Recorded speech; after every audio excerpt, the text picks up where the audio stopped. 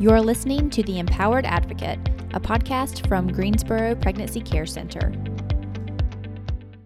Hey everyone, welcome back to The Empowered Advocate. Thanks for listening today. We have a special guest with us for this episode. Her name is Andrea Johnson, and she is one of our peer advocates at the Pregnancy Center. But what's really interesting is that she has a cool perspective about adoption, having been adopted herself. So we're going to be talking a little bit about her story today. Andrea, thanks for joining us. Oh, it's my pleasure to be here. Thank you for having me. Yeah, no problem. Well, we'll jump right in. To start off with, for those who don't know you or may not know why, what made you want to start volunteering at the Pregnancy Center? Well, I was at church, and it was in February of the year during the Sanctity of Life month, and the church had representatives from the Greensboro Pregnancy Care Center come and talk about what you all offer here. And talked a little bit about adoption, talked how they helped women, and it just stirred in my heart. I had previous abortions and remembered also that I'm an adopted child. And so God just began to prick my heart with that and bringing all that back to my remembrance and feelings and emotions and experiences. And it wasn't the first year, but it was actually the second year that somebody came again. And when I felt like it's time, he was nudging me to say, okay, it's time to get up and do something. Why don't you go out and see what they need and go and help, because you do have a story to tell. Yeah. So it was a process then, hearing it over time. Right, exactly. Yeah. Well, I know you were telling me earlier that there was a little bit of anxiety getting started. Yes. Tell me a little bit about that, because a lot of people experience that anxiety before starting advocacy. Oh, yeah. Exactly. Yeah, there was anxiety. I wasn't sure about the people that I would meet, the process, the training, which is really good and it's needed. But to go through the training to shadow and to reverse shadow, meaning you're actually going in and one of the other advocates is watching you and, observing you to make sure. And so that had me, going a little bit for a while. I didn't know if I wanted to continue on with it. Yeah. And so I kind of stepped back for a little while. And then some of the staff came and talked with me and gave me encouragement and said, you've got a story. We want to hear it. People need your story. And God was dealing with me too, because those girls that I would see their faces. Even in my dreams, I would see their faces. Oh, wow. So I knew that I had to eventually come back and continue on. Yeah, well, I definitely want to get into this a little bit. So why don't you share with us, how did you first find out that you were adopted, and how did that play out for you? What was that like? Sure. Yeah, I remember as I was thinking back, I think I was about 7 or 8 years old, and my mom was braiding my hair, and my mom was something else. She was like, you'd say she was a pistol. She didn't hold back anything. I was 7 or 8 years old. She was braiding my hair, and she finished doing my hair, and she said, now, don't go out in that sandbox, because that meant you get sand in your hair and she'd have to do it all over again. Right. And I was walking out the door. As I was walking out the door, she said, and by the way, your father and I adopted you. Oh my and so goodness. I'm going out, and she didn't say anything else. She just said, get out there and play. And so I'm thinking, what is adoption? Right. I'm out there with my cousins, and they're like, we don't know what adoption is. And so maybe a little while later, maybe a couple days later, I asked her again when it was just her and I. And she said, I just want you to remember, and this is something that stuck with me throughout my life. She said, your father and I chose you. Remember that you're a chosen one. Some people get what they get, but we chose you. We saw you and we knew you were ours, and we chose you. I just want you to remember that. And that's kind of stuck with me throughout my life. Well, how did that impact you as a 7-year-old, just to kind of to not know that previously up to that point? What kind of maybe emotions did you experience finding out that news? Yeah, I don't think I really thought about it too much after that, after she told me that. The one thing I remember, and I always share with people, is that my family really never brought it up again. Even when I went with my relatives to reunions, we had a large amount of family that lived in our city, and that we always played together as kids. We all went to the same church. No one ever mentioned the fact that I was adopted. And I think about that even today. I think about that. And I've asked some of my older cousins who are older than myself, and they always said, well, you were just in the family. We just knew you were there. Right. You showed up one day and we played with you and we grew up together, and here we are. You're just our cousin. So I don't really think I really thought about that. At some points I had to remember that I was adopted. I had to think back and say, oh, I am adopted. So, Yeah. I mean, So, yeah, I think that's how it was for me. So as you grew up, maybe going through the preteen, teen years, was there ever a time that your adoption impacted your relationship with your adoptive parents? Did that ever come into play, or was it, like you said, pretty much just this is normal, this is regular life? Well, I think as a teen, probably 14 and 15, my parents did eventually get divorced after 15 years of marriage. So that was pretty painful. And my mom and I kind of drew apart. And I went on to actually live with my father, and then my father remarried. I still saw my mom. We all lived in the same city, but my relationship with her wasn't as close as what I wanted it to be. And I think I discovered then, it seemed like that it became open to me that revealed to me that we were different people, that we were really day and night. And I remember a few times thinking, is it because I'm adopted that she and I are so different? You know, I didn't think about our age, or that she was my mom, or, you know, that she knew more than me. I kind of went back to thinking, is it because I'm not her natural child, that we're very, very different? And then I talked to some friends, and they kind of like, well, yeah, that could be, you know, or it could be just the fact that you're not really together right now. You're not living in the same house. Again, I did see her. We were in the same city, and I saw her maybe once or twice a week, but we didn't have that closeness until much later on in life. And so I think that was a time when I thought, maybe it's because I'm adopted that we're not that close. Yeah, a natural question that would come up for sure. Sure. So at what point did you take an interest in wanting to find out, okay, who are my birth parents? When did that come up? That happened in, I want to say 2014. My father had passed away. Mother had passed away in 2001. And I thought about it every now and then throughout the years, but I didn't have a peace about it. I think because my parents were still living. Now, my mother would have had an issue with it had she been alive and I did it. My father, no. They had two very different personalities. And in fact, my dad encouraged me many times. He said, at some point, you're going to want to find out where you came from. And he told me, he said, you know what? A piece of paper doesn't change anything. You will forever be my daughter. And that doesn't matter. So if you ever want to find out, do it. And so after he passed away, I finally felt like, okay, I can go forward with this. So I began to search for him. I was working overseas at the time and was still able to get back in touch with my home state where the adoption took place, where I grew up and everything, and contacted them. And they were very, very helpful. There was a young lady, a caseworker, and she was very helpful with me, sent me the documentation, actually sent my record to me. And I was able to go through my record. She shared what she could share with me online, which wasn't too much, but it's still some important pieces of my adoption she shared with me, and then forwarded me my record. So, and that's when I began to find out about my birth family. Okay, so it sounds like it was a fairly quick process once you started looking into it. Yeah. It was, and I was surprised by that. I thought, I didn't know what to expect. I didn't know if I had to go to court. I didn't know if I had to get a lawyer, but it was a simple letter, and of course a fee associated with that, with getting the records, and a judge. She said a judge had to approve it and stamp off on it, and then I got it in the mail, my adoption record. Wow, just like that. Yeah. So how did what you found out affect you personally? Oh, it made me happy and it made me sad. I had really wanted to locate my birth mother, really just to tell her thank you. All along, my friends at home would always tease me and say, they tease me in a good way. They say, you know what? You're probably one of them lifetime babies that nobody knows about. And your parents are millionaires. They don't even know about you. Nobody knows about you. But anyway, I wanted to find out just to thank her, because I thought, here's this African-American woman in 1961, and she's putting her baby up for adoption. How hard was that? Or how hard was it for anybody, regardless of your race, to do that, and especially during that time?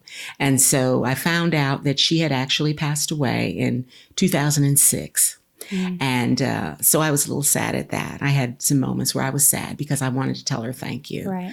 And then I read on and found out that I had other siblings. I had an older brother who had also passed away, and a sister younger than myself that had passed away. And the only one remaining was a younger brother who I have. There was no mention of a birth father. She said that it could have been between two people, and she didn't know, so she didn't put any name down. And I thought, well, you know what? it's all right. It is well with my soul because my dad is my dad. That's right. So I went on to have my daughter, because I was out of the country. I had my daughter write a letter. I had an address to where my birth brother lived. And so she said, Mom, we've got to proceed very carefully. That he probably knows nothing. Yeah. And so she is a really good writer, much better than myself. She put a letter together and we sent it off. And 3 years went by and I heard nothing. And then the night before my 56th birthday, I get a text message from a young lady who is my birth niece, his daughter. And she says, and I'm just, God, you really have a sense of humor that tomorrow's my birthday. I kind of just let it go and said, it's okay. I know who my family is. But she told me she'd been going through my brother's things. She said, I've been going through my dad's stuff and I found your letter and I read it and I'm your niece. And I thought, my heart dropped. I thought, oh no, has he passed away too? But he hadn't passed away. He just had a lot of stuff sitting around. And she went through it. And so she began to tell me about my birth mother. She forwarded me pictures. She began to tell me about the family. And her and I keep in touch until this day. My brother, on the other hand, has really refused to talk to me. He's really kind of angry and disappointed in his mother. I guess they were very, very close. And he didn't know. And he's kind of in denial that could ever happen, that his mother would ever do that. So I tell her, that's okay. We just pray for him and, just let him know I love him and that's okay. What a gift to have all that relationship with your niece, but also the memories that she's passing along of your birth mother. And to see my birth mother, to see her pictures and to see the resemblance, not so much in me, but in my daughter and my granddaughter. Wow. There's a big resemblance there. So I'm just grateful. I definitely, especially having a granddaughter, I wanted to make sure that she and my daughter have all of this information to keep for our history, our family history. So it's very important. And that probably was a nudge too, to start looking once I knew that I was going to have a grandchild. Yeah. I said, I've got to do this. I've got to find out. That's amazing. Yeah. And so I want to talk a little bit. You mentioned that you wanted to find your birth mother so that you could thank her. Yeah. And so my question is, how does your experience, having been adopted, affect the way you relate to the women you meet here at the pregnancy center? Because I know in the times I've met with women, there's a very negative connotation with adoption. So what's that been like for you? Well, I think it's another ray of hope for them, and that I'm praying that I could be a billboard for the hope for adoption. Because as you said, and we've been taught in our training too, that there's a negative connotation with adoption, and nobody really wants to talk about it. So perhaps if they can see somebody and maybe even ask to hear my story, I'll be glad to share it with them, that adoption doesn't have to be negative. And certainly now, back when I was adopted in 1961, it was a closed adoption. There were no open adoptions, but you have a lot of choices with adoptions now. Absolutely. That really can be a blessing and beneficial to both parties and mostly the child. So I hope to point people and say, hey, it doesn't have to be negative. I'm a product of adoption, and I have a wonderful story. No, not perfect, but a really good story. So, and I'm here to share that story with anyone that would like to hear it. Right. Well, and just knowing that you years later still wanted to thank your mother, there was that appreciation from you. It wasn't that, why did she abandon me kind of thing. It was, no, thank you for making this choice and giving me a life and doing that brave thing. Because like you said, I can't imagine how hard that was for her. Exactly. I'm sure that's something, like you said, it's a ray of hope for the women here to hear, okay, adoption is a good thing. Yes. And it can provide hope. Yeah. So you also mentioned that you've had previous abortions that you've experienced. So talk a little bit about that and how, so you've experienced being adopted and then also abortion in your past. How do those experiences, how do you use those to bring into the room with a client as you're talking with her and she's considering her options? Sure. Well, I let them know that I've I'm been on both sides of the coin. I've had abortion, 2 abortions when I was a young college student, one my first semester and one the second year, and how scared and terrified I was. And I pretty much can look at them and see.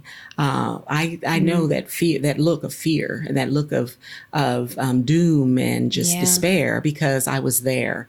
And even though it was 40 years ago, I recognize it and I remember it, and something stirs in my heart. So I share with them, if that door is open, to share with them that I've been there and had an abortion, and that I was scared, that I just was hopeless, because I was fearful to go home and tell my family. I didn't want to go home. I couldn't go home and tell my dad, that the first generation college student, to my family, and tell them what had happened, not even in the second year, the first semester, and done something that they told me all my life not to do, but I had done it right away. So, and how I kept that a secret and just went and took care of that myself and a friend the first time. And the second time, I told no one. I just went on my own, and then I buried it. So I know about burying stuff, but God, in his love and his wisdom and his grace, 40 years later, he shines the light. He shines that light on whatever it is that we've buried, and says, let's talk about it. Let's bring it out, and it's okay. And then I also go into them, if they want to hear about adoption, I share with them, I've been there. I'm adopted. I know how it feels to be told that you're adopted. Years later, I didn't know then as a 7-year-old. Right. I was like, what is that word? But later on, but that it can be a good story. And now you have several different options for adoption. It doesn't have to be closed. It can be open. There's a lot of different ways you can do that. So that you're not hopeless. You're not without hope because of the Lord. You're not without hope because of the care center, and because there's people that will walk with you down whichever road you choose. We pray that you'll choose life, but we're here. And I love that about them. We're here for you either way. Regardless. Regardless. And I wish that I had someplace like this 40 years ago. I love that. God's really given you such a really cool opportunity to present truth to these women. Well, I want to keep talking more about this and about your story. We're going to take a short break. Okay. And then when we come back, we'll keep moving ahead. All right. We'll do. Okay. We'll be right back.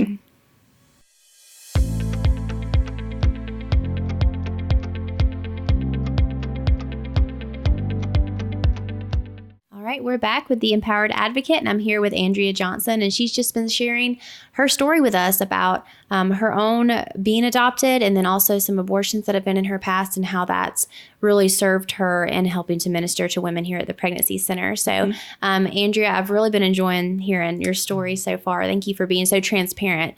I do have a question about adoption, because we kind of mentioned earlier that for many women, especially in an unplanned pregnancy, the idea of adoption is really negative. It's not seen as an option of hope. It's kind of seen as a last resort, even maybe. My question is, do you think that there's more of a negative connotation of adoption from African American women? And if so, why do you think that is? Yeah, I would tend to agree with that. I think there probably is. And I think it's the whole thing about carrying a baby all that time and then giving that baby away to someone else to raise, and just being attached, as probably for any woman, but for being attached to that child, and then you're going to give the child away, and they're concerned about, or putting the child up for adoption, but they're also concerned about, that growing attachment, and how will I feel when this child is actually adopted, when it's no longer a part of my body or my surroundings. And, they're probably thinking that there's going to be a void there. There will be a void, and how will that void be filled? And I don't think that there's I don't know the numbers, I don't know statistics, but I'd be curious to find out. I just don't think there's probably a lot of numbers for African Americans that are adopting for some reason. But I just think those could be reasons, negative connotations towards adoption. I would imagine too, I think I've even heard some of this, that if you place for adoption, it's almost being irresponsible, like not taking care of your own family in a way. And it's just like, for lack of a better term, shirking responsibility or something. So I would imagine that comes into play too. I think so. And especially for minorities as well, probably. You've got to take care of your own, do your own, take care of your own. You had this happen, take care of your own. If you don't, then, you let it go. You didn't take care of your responsibility. Right. You didn't do what you're supposed to do. And then you've got your elders, you've got your grandparents or great grandparents, especially if they're living, that, probably have a greater negative. That has a negative, adoption has a negative connotation to them as well. So to live under that, as well as friends, but to live under that from your elders, is not a good thing for a lot of people. Yeah. Well, let's talk a little bit about the difference between adoption, placing for adoption, and then foster care. Because I know one of the arguments we hear a lot, abortion's been in the news a ton. I'm sure you've been hearing it lately. Everyone has. And that one of the big things is if people who are pro-life really cared about life, like, wow, we don't want to send all these children straight to foster care that are born. It's better if they're aborted because they're just going to end up in the system. So how do you think maybe there's a misunderstanding of the idea of adoption versus going straight into the system? What do you think that many clients or many women maybe misunderstand? I don't know. What do you think? I think that they could be a big misunderstanding, undoubtedly. The foster care system just has a big negative cloud over it for a lot of people. And I think that's due to a lot of actual experiences. When you talk to people that have been in foster care, sometimes it's not a great experience. The TV shows that portray that don't help as well. So I do think that, that's a big negative as far as that foster thing when they think about that. But again, anytime you're choosing fostering or adoption, you're giving the child a chance to live. That's a bottom line. Even if they go to a foster system that may not be perfect, they're still getting a chance to live. And as far as adoption goes, they're going to be placed in a family that's been searched out, that's been really looked at and investigated. I don't know all that you go through now, but I've heard it's pretty extensive. So that child would have a chance to live and grow and thrive in a family. And again, that adoption could take on a lot of different, it could look any way you wanted it to, or any way the two parties agreed. It could be open, it could be closed. There's just a lot of different ways that people can choose to adopt and place their their children with adopted families now. It doesn't have to be closed. There's a lot of choices. So either way, fostering or adopting, this child is getting a chance to live, live a life. I think for a lot of women, there's this idea that placing for adoption means they are automatically going to go into an orphanage somewhere and may or may not ever have a home. And like you mentioned, how adoption is so different now. The really neat thing, I know what we do here at the Pregnancy Center is we will connect that woman directly with someone from an adoption agency, and they'll start working together. Okay, what kind of family are you envisioning for your child? Do you want them to be Christian? Do you want them to have other siblings, whatever? And you really get to walk with them through that process, and you know exactly where they're going. We're not, talking about, obviously, we would never say that the foster system is perfect. We know it's not. And, that's on us Christians, to make a difference. To be foster parents, all that. But typically when, the women we see, we're encouraging them to place for adoption. It's not a situation where that child is going to go straight to foster care. It's much more you're placing them with a family. Typically with foster care, they're being removed from a family where things are not ideal, whether temporary or permanent. But I think that's helpful to talk about. That is very helpful. And I think that needs to be communicated really strongly to the women too, how that's going to work. Because in their mind, they have one scenario. This idea. They have this idea, and it's kind of cemented in that this is how this is going to work. This is what they're hearing from others. This is what they're seeing. So that really, what you just said, needs to be communicated. Well, and that being said, I've heard from a lot of women, I don't know if you've heard this, I would rather abort my child than place for adoption. Let's talk about that a little bit. Why do you think that, and I think this transcends ethnicities really, I hear it from everyone. Why do you think it would seem better to have an abortion than place for adoption? I think a lot of it is the shame and the guilt, and everyone knowing you had this child. And that was when I think 40 years ago, and myself on that campus walking around, I thought if I can just do this, it'll be over and done.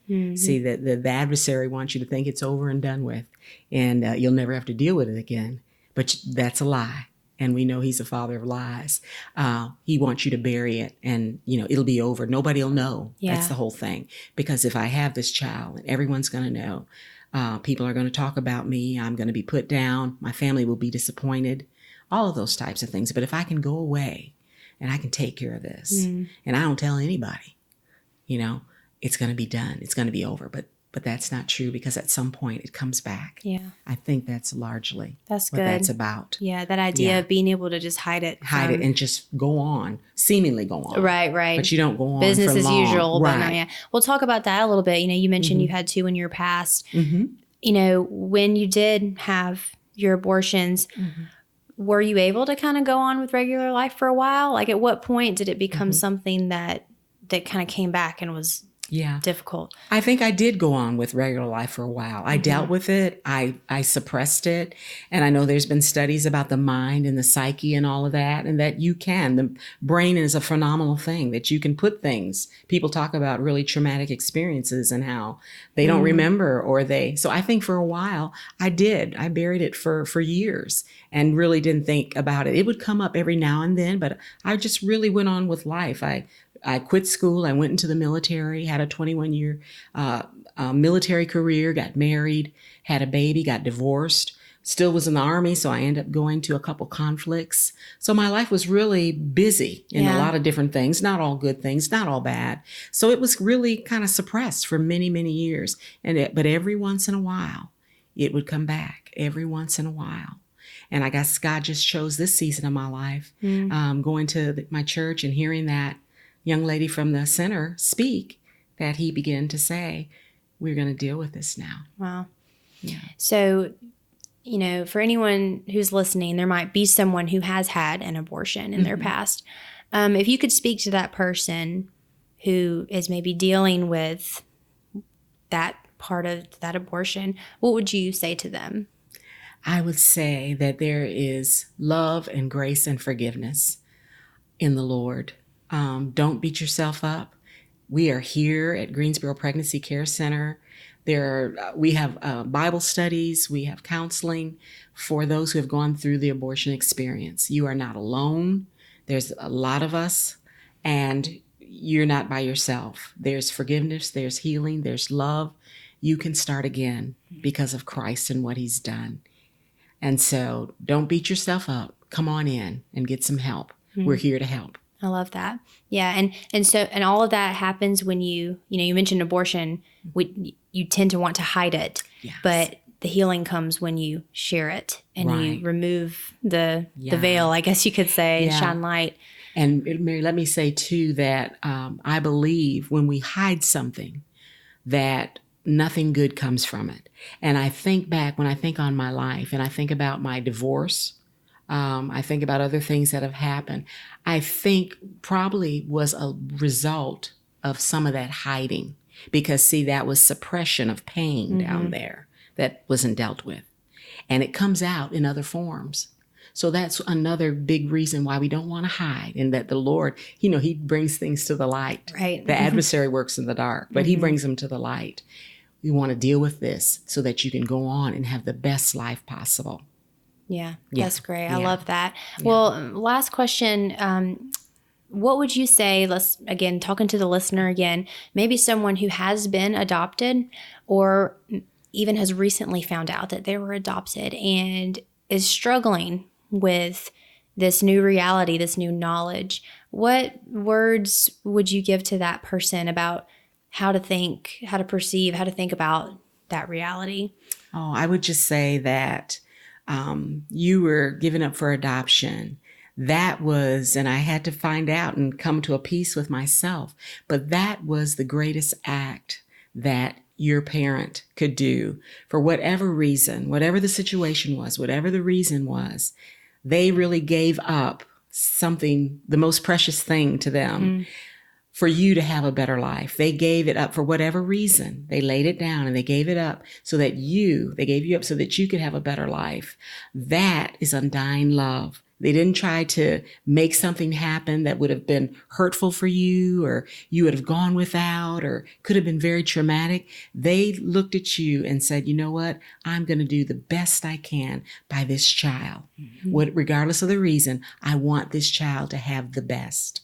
I want it to be better. Not to say that what you got was perfect, but it was much better than that we could have given you at that time. And that is the greatest love right there. That there's a scripture that says, no greater love than a man would lay down his life for his friend. They laid their life down and gave you life, chose something better for you. So be encouraged with that. Love that. Well, thank you for speaking that truth. I think that's a great place to end. I know this is going to be, or is so encouraging and beneficial for our listeners. I'm grateful. Thanks for that transparency. And I would love to have you back sometime to talk some more. Just let me know. Yeah, for sure. Well, thanks, Andrea. And for those of you who are listening, if you haven't yet subscribed to The Empowered Advocate, make sure you do that so that you can get notifications every time we have a new episode coming your way. And of course, as always, feel free to let us know what new episodes you'd like to hear, because we're here for you. All right. Thanks so much. And we'll see you next time.